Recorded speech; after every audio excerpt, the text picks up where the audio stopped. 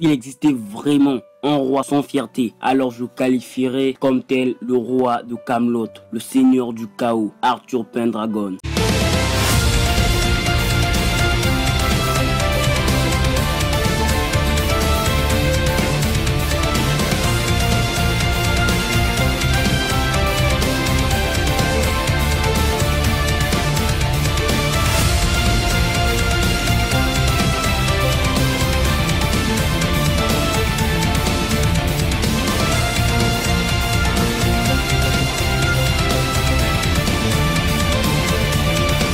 Salut les bros, ici Big Moi, j'espère que vous allez bien, car ça va. Alors aujourd'hui, nous nous retrouvons pour parler du chapitre 78 des 4 chevaliers de l'Apocalypse, la fierté d'un roi. Et déjà, ce dont je vous avais parlé sur une technique d'Arthur est complètement fausse, car ce chapitre nous montre littéralement, selon les dires d'Arthur, qu'un roi ne doit pas avoir de fierté. Et vraiment, dans mes persos préférés, Arthur vient de descendre bien bas. Je le hais, pas complètement, mais nous allons parler. Nous allons aussi parler de Mélidas qui est juste à un niveau de dingue et qui risque probablement de mourir, même si je ne crois pas trop. Pas cela, et il y a un événement, le cube pour l'un des deux camps qui risque d'arriver dans le prochain chapitre, car la guerre va soudainement prendre un autre tournant. Alors pour soutenir la chaîne, laissez un gros pouce bleu, abonnez-vous, partagez et laissez-moi en commentaire votre avis sur la vidéo comme sur le chapitre. Rejoignez le Discord et aussi mon Twitter pour plus me soutenir. Donc le chapitre commence avec un Arthur qui sort son épée pour combattre le roi de Lunès, Mélidas. Nous allons parler de son épée après la review. Alors il va dire à Mélidas qu'il n'avait pas besoin de retrouver ses sens, car c'est en les retrouvant qu'il a eu cette résolution. Il va ajouter qu'un monde où humains et autres races cohabitent n'est qu'un rêve vide. Donc de ce fait, il allait créer un monde rien que pour les humains. Un raciste quoi. Vraiment ce perso, même s'il est ultra beau, perso je trouve que ses idéaux sont juste de la merde, car il peut quasiment créer un monde là où tout ce qui fait rêver les gens s'y trouve. Alors pourquoi ne pas juste créer un monde pour ceux qui veulent être avec lui et laisser ceux qui ne veulent pas l'être? Mais bon, c'est un méchant à part entière qui suit ses propres idéaux en forçant ceux qui ne veulent pas. Ouais, car si vous êtes contre lui, il vous écrase. Mais passons. Alors nous avons juste un Mélidas qui s'échauffera juste comme si rien n'était devant le Némésis du Quatuor et son ennemi juré, ce qui étonnera Tristan et les autres. Et alors, ce qui m'a juste fait rêver arrivera. Oui, nous avons juste 5 ou 6 ou 3 ou 4 pages de combat entre le roi de Camelot et le roi de Lyonès. Là où Mélidas bondit sur Arthur et frappe ce dernier qui va contrer le coup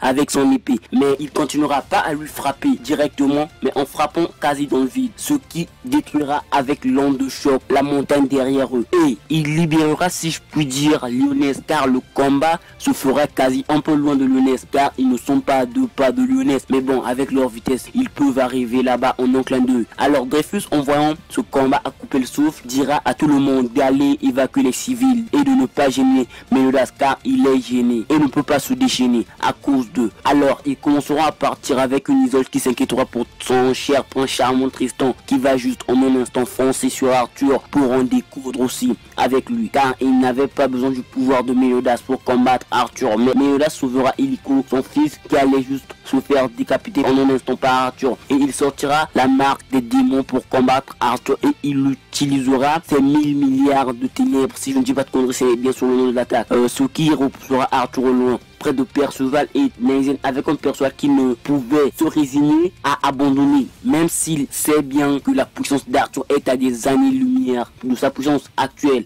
Alors nous avons un Tristan qui s'énervera contre Mélidas, car il est trop surprotecteur envers lui, ce qui l'agace. Et même lorsqu'il avait foncé sur Arthur, il avait clairement dit à Mélidas qu'il l'agaçait. Alors il dira à ce dernier de ne plus lui considérer comme étant un monstre, car lorsqu'il se bat sur le champ de bataille, c'est en mettant constamment sa vie en péril. Donc mourir au combat lui semble normal. Alors Mélidas comprendra qu'il ne pouvait pas reprendre son mode normal. Alors Tristan perdra le contrôle en disant à ce dernier qu'il n'avait pas besoin de lui. Et alors nous avons une page où nous montrons un Tristan qui continue de perdre le contrôle, et nous avons un Arthur qui va lui dire que s'il n'avait pas été là, Mélidas lui aurait déjà touché et il ne serait pas blessé. Et nous avons juste un Mélidas blessé au cou, avec un Tristan étonné de voir cela. Alors Arthur va dire à Mélidas que ça en va aussi pour lui, car il ne doit pas s'inquiéter de son fils. Alors il est en plein d'affaires nationales, mais il arrêtera ce dernier en disant qu'il ne pouvait être roi sans s'inquiéter de son fils. Oui,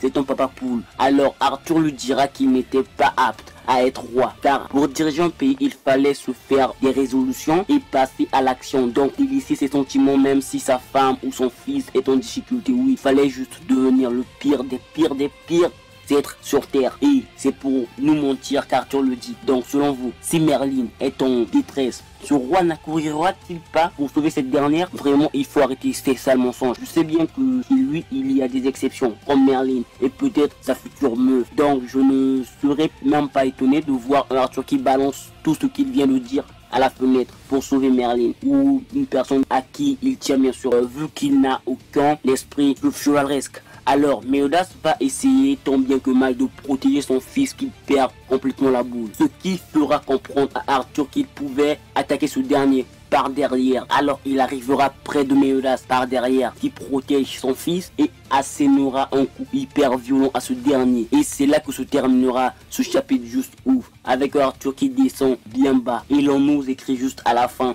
la résolution d'un père poule. Dans le prochain chapitre, le tournant de la guerre tourne soudainement. Je sais pas si on nous parle de cette guerre ou bien de la guerre entre Arthur et Méodas. Je sais pas. Ouais, entre Lyonès et Camelot. Je sais pas. Et le prochain chapitre a pour titre Hyperion, ce qui est à 99% le nom de l'épée d'Arthur. Alors, vu qu'Hyperion est le nom d'un titan de je ne sais pas quoi et est affilié au soleil, alors attendons-nous à des dingueries concernant cette épée. Peut-être que cette épée fera quelque chose à Méodas, car il ne sortira pas indemne, non, il ne sortira pas sans blessure de ce coup. Donc attendons-nous à ce que cette épée fasse quelque chose aux races différentes des humains, ou aux démons, ou encore à Méodas tout court. Oui, et après des recherches, je viens de comprendre que cette épée possède la même forme que celle de la Grèce antique, et également le même style. Et elle a aussi le symbole Oméga sur son poignet. Donc voilà pourquoi je fais cette théorie. Et j'irai même plus loin en disant que je suis sûr à 99% que c'est cela. Donc peut-être que c'est le cas ou non. Mais le titre du prochain chapitre porte le nom de l'épée d'Arthur qui signifie aussi celui qui va au-dessus, au ciel quoi. Donc l'épée d'Arthur servirait peut-être de passage vers l'au-delà, où ce titre est juste fait pour qualifier Méodas qui ira au ciel. Même si ma hype du manga en pâtira, oui, s'il meurt de la sorte, je serais grave déçu. Mais peut-être que l'épée d'Arthur, c'est le roi juste Méodas, ce qui justifierait un Méodas qui quitte le champ de bataille. Ce qui me décevra beaucoup, car je me dirais juste que l'auteur Nakaba n'a trouvé rien d'autre que cela. Mais imaginez juste de voir un Lancelot qui arrive, un peu comme Gil Thunder, qui avait sauvé Méodas d'Hendrickson avant quasiment sa décapitation. Et il essayera tant bien que mal de résister à Arthur. Ou une idée encore plus folle, Maël arrive, protège Tristan et se joint à Méodas pour combattre Arthur. Oui, une idée encore plus folle. Au moment de la mort de Méodas, les Seven Deadly Sins, non, le reste des Seven Deadly Sins arrive pour protéger Méodas avec une Merlin qui arrive pour ramener Arthur, car ils ne pouvaient pas les battre ensemble pour le moment. Car même avec son pouvoir magique,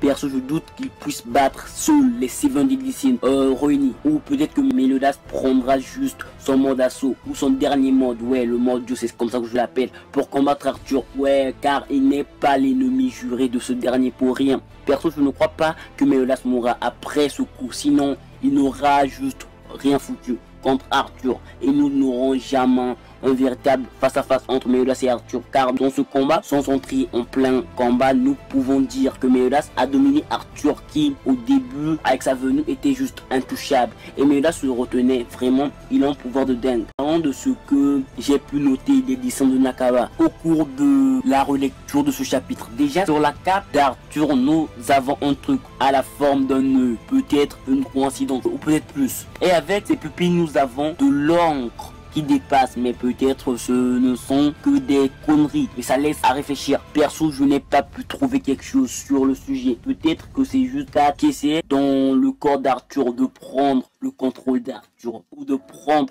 partiellement le contrôle d'Arthur, ce qui ne m'étonnera pas avec la tournure des événements, avec un Arthur sans fierté. Mais peut-être que je me trompe, et je dis que Méodas ne mourra pas, car s'il meurt, nous pouvons juste dire que Lyonès est conquis, car il ne reste personne à Lyonès d'aussi fort que Méodas qui puisse résister à Arthur. Donc s'il meurt, lui qui est le dernier rempart entre Arthur et son but, alors il pourra ainsi dire qu'il peut réaliser son rêve. Donc Méodas ne mourra pas, mais peut-être que si car avec Nakaba c'est un jamais. Mais peut-être que lorsque arrivera ce qui serait selon moi juste magnifique. Mais attendons le prochain chapitre pour être fixé.